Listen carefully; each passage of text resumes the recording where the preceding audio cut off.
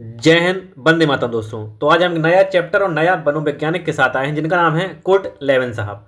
Kurt Lewin साहब ने अपना छेद का सिद्धांत दिया था जिसको फील्ड थ्योरी के नाम से भी जाना जाता है। कुर्ट लेविन साहब हैं। कुर्ट लेविन एक संज्ञानवादी या गेस्टाल्टवाद या गेस्टाल्टिक विचारधारक के वैज्ञानिक थे।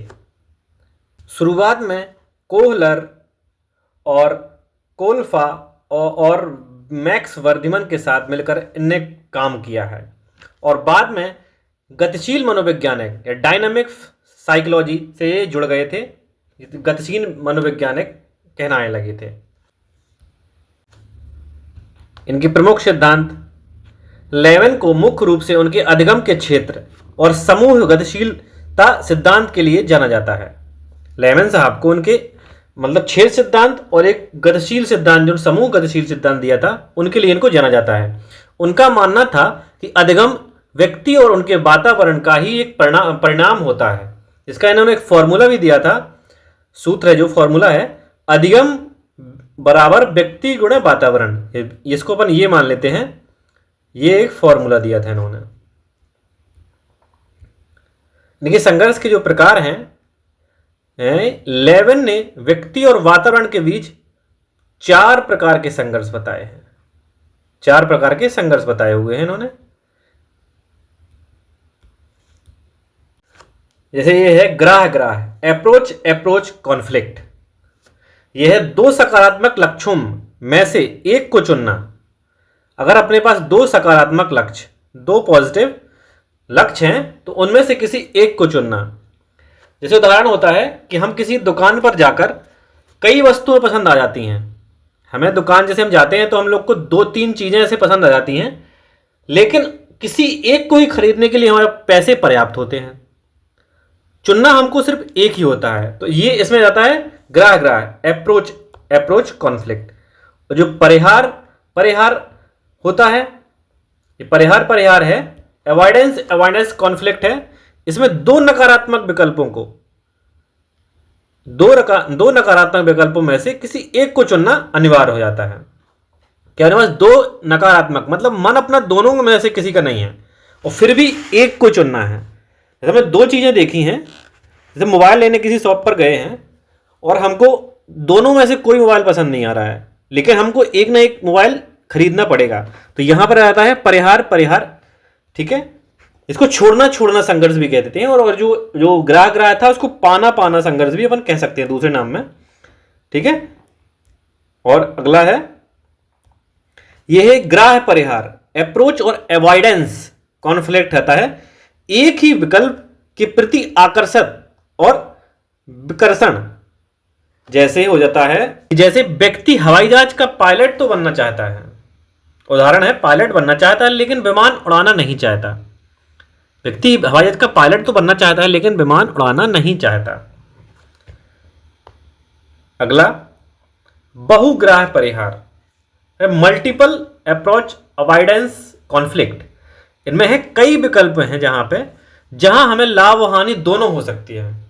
जैसे एक छात्र टॉपर भी बनना चाहता है तथा टॉपर का मेडल भी जीतना चाहता है, लेकिन ना तो वो पढ़ना चाहता है और ना ही परिश्रम करना चाहता है। तो यहां पर अपने आता है बहुग्राह परिहार संघर्ष, यानी मल्टीपल अप्रोच अवॉइडेंस कॉन्फ्लिक्ट। ये अपन को ये चारों देखे तो ये फिर से एक बार देख लेते हैं। ग्राह परिहार अप्रोच में, जैसे इसको अपन कह लेते हैं, इसी को कहते हैं पाना, ठीक है। लेकिन क्योंकि पाना दोनों चाहता है, लेना दोनों चाहता है, लेकिन ले सिर्फ एक सकता है। दूसरा है परिहार अवॉइडेंस, मतलब दोनों चीजों में से किसी को, ये दोनों में से कोई पसंद नहीं आया, किसी को नहीं लेना चाहता है वो, लेकिन एक को चुनना पड़ता है। इसको बोलते हैं छोड़ना क्यों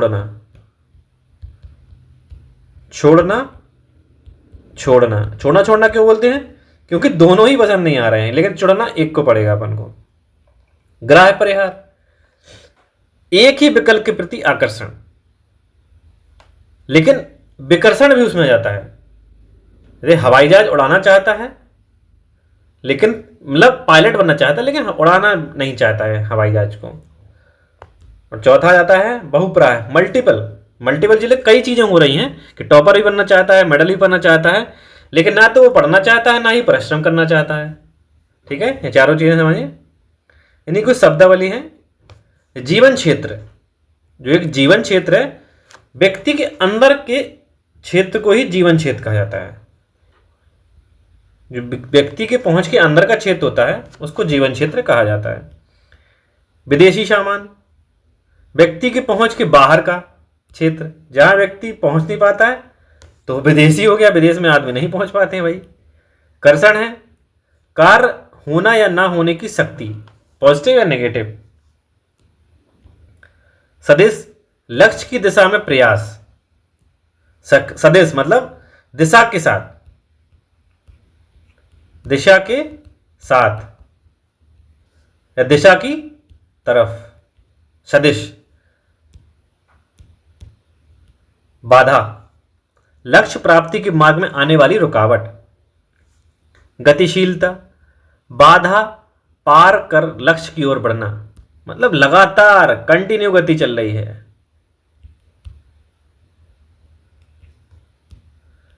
इनकी कुछ प्रमुख पुस्तकें थी अपने कुर्टलेवन साहब ने, जो कुछ पुस्तकें दी थी, 3 हैं। A dynamic theory of personality, दूसरी है फील्ड थ्योरी इन सोशल साइंस, और तीसरी दी थी इन्हें टोपोलॉजी साइकोलॉजी। ये 3 इनकी पुस्तकें हैं जो कुर्टलेवन साहब ने दी थी। तो ये चलिए इसी के अंतर्गत कुर्टलेवन साहब के कुछ एमसीक्यूज और पीवाईक्यू जो हमारे क्वेश्चन आए हुए हैं एग्जाम से, बोले लेते हैं। पहला है, कुर्टलेवन किस विचारधारा से संबंधित थे? व्यवहारवाद से थे, संज्ञानवाद यानी गेस्टाल्टवाद, संरचनावाद या मानवतावाद? ये गेस्टाल्टवादी थे, गेस्टाल्टवादी जाना जाता है। ठीक है, अगला क्वेश्चन ले लेंगे अपन। अगला है, लेवन के अधिगम सूत्र का क्या अर्थ है? इनके जो सूत्र है इसमें B बराबर PE में E का क्या अर्थ है? E का अर्थ क्या है बताइए? तो E का अर्थ है वातावरण, एनवायरमेंट। अगला, क्षेत्र सिद्धांत, फील्ड थ्योरी के प्रतिपादक कौन है? स्किनर है, थॉर्नडाइक, कुर्टलेवन या कोहलर? तो इसका सही जवाब हो जाएगा ऑप्शन नंबर C, कुर्टलेवन साहब। अगला, 2 सकारात्मक लक्ष्यों के बीच होने वाला संघर्ष क्या कहलाता है? 2 सकारात्मक, समझ रहे हो, 2 सकारात्मक लक्ष्य के बीच होने वाला संघर्ष क्या कहलाता है बताइए? 2 पॉजिटिव, मतलब इसको कह लेते हैं अपन 2 पॉजिटिव चीजें हैं लेकिन एक ही अपन ले पाएंगे तो इसको क्या कहते हैं? ग्राह ग्राह संघर्ष, परिहार परिहार, ग्राह परिहार या कोई नहीं, तो इसको अपन कहते हैं ऑप्शन नंबर A, ग्राह ग्राह। दोनों पॉजिटिव होते हैं, जब दोनों पॉजिटिव होते हैं तब क्या आता है अपना? ग्राह ग्राह, ये पाना पाना, अभी बताया था। ठीक है, अगला है, लेवन ने मनोविज्ञान को किससे जोड़ा है? जो लेवन साहब हैं किससे जोड़ दिया था इन्हें? स्थिर मनोवैज्ञानिक, गतिशील मनोवैज्ञानिक, पशु मनोविज्ञान या प्रयोगात्मक मनोविज्ञान? तो जो लेवन साहब हैं ये पहले तो गेस्टाल्टवादी थे लेकिन बाद में इन्होंने गतिशील मनोवैज्ञानिक, डायनामिक थ्योरी, इसको कहते हैं डायनामिक साइकोलॉजी।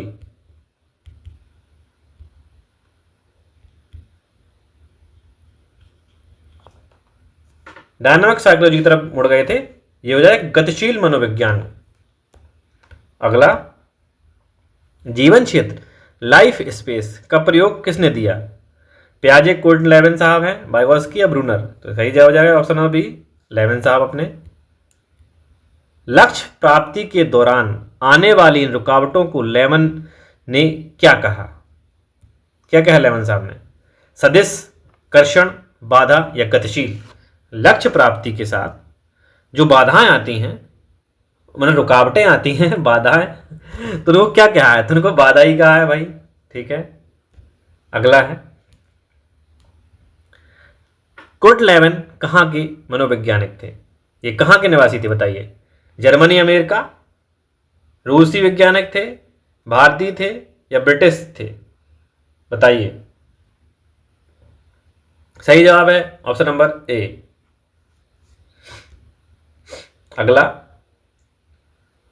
टोपोलॉजिकल साइकोलॉजी पुस्तक के लेखक कौन है? तो अपने 3 पुस्तकें पढ़ी थी लेविन साहब की, इनमें से एक है, तो ये अपना आंसर हो जाएगा ऑप्शन नंबर बी, लेविन साहब।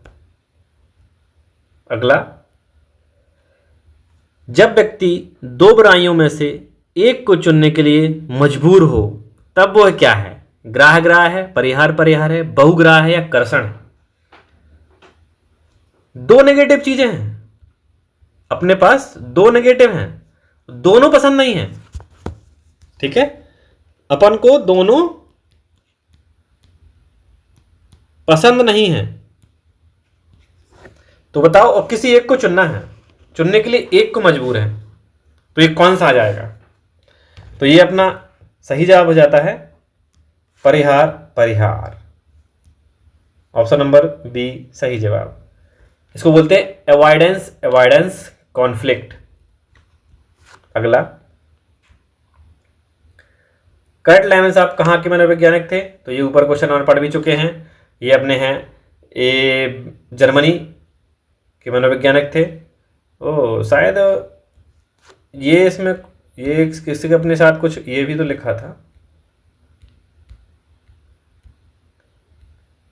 इसमें अमेरिका लिख गया था ना, तो इसको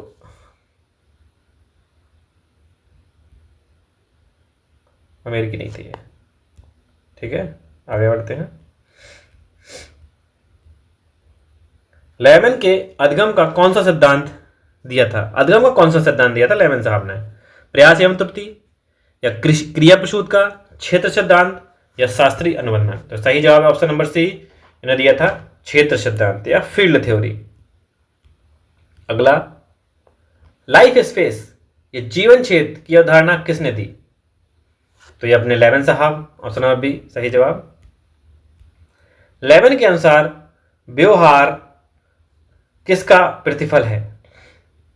लेविन के अनुसार किसका है? व्यक्ति और वातावरण का, बुद्धि और विकास का, बुद्धि और विकास का, सामाजिक और संस्कृति या आनुवंशिकता का?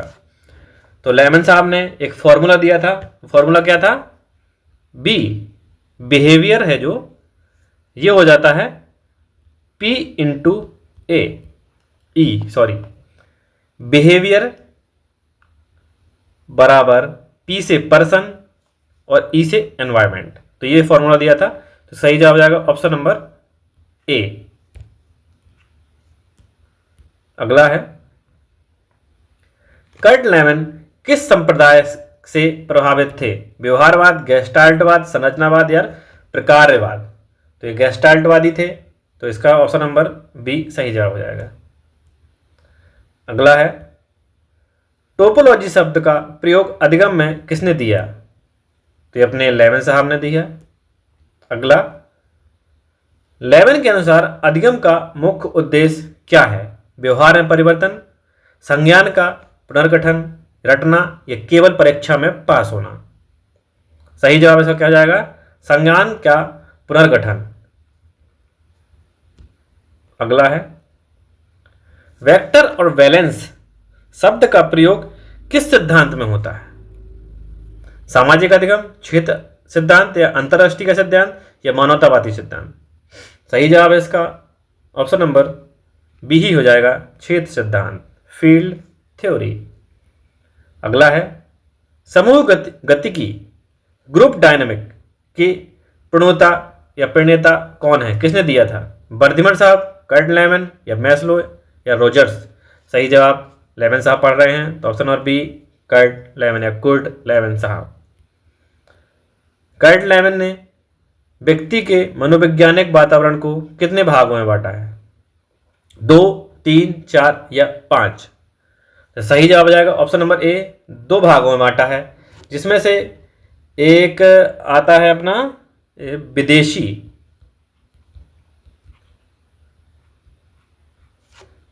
विदेशी बाधाएं, ये अपना पहला है। और दूसरा जो भाग है इनका है मनोवैज्ञानिक वातावरण। मनोवैज्ञानिक वातावरण, तो इन्होंने दो भागों में बांटा है। कर्ट लेविन्सन ने मनोवैज्ञानिक वातावरण को कितने भाग में? दो भाग, विदेशी बाधाएं और मनोवैज्ञानिक वातावरण। अगला है लेविन के अनुसार अवरोध या बैरियर क्या होता है? सफलता का रास्ता, लक्ष्य प्राप्ति में आने वाली कठिनाई, सीखने की इच्छा या शिक्षण का सहयोग या शिक्षक का सहयोग।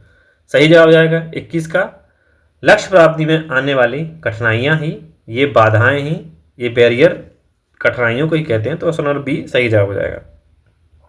अगला, अधिगम का क्षेत्रीय सिद्धांत किस पर बल देता है? पुरस्कार पर, दंड पर, वर्तमान स्थिति और प्रत्यक्षीकरण पर, या अतीत के अनुभवों पर? बताइए सही जवाब इसका। ऑप्शन नंबर इसका सी सही जवाब हो जाएगा, वर्तमान की स्थिति और प्रत्यक्षीकरण पर हो जाएगा। यहाँ 23 क्वेश्चन है जो पहले अपने एग्जाम में पूछे गए हैं कोर्ट लेविन साहब से, जो टीचिंग एग्जाम में पूछे गए हैं, तो ये अपने खत्म होते हैं। तो कैसे लगे आपको ये मेरी वीडियो? और वीडियो अच्छी लगी हो तो लाइक करें, सब्सक्राइब करें, शेयर करें। अब मिलते हैं नेक्स्ट अगले टॉपिक के साथ। जय हिंद, बाय बाय।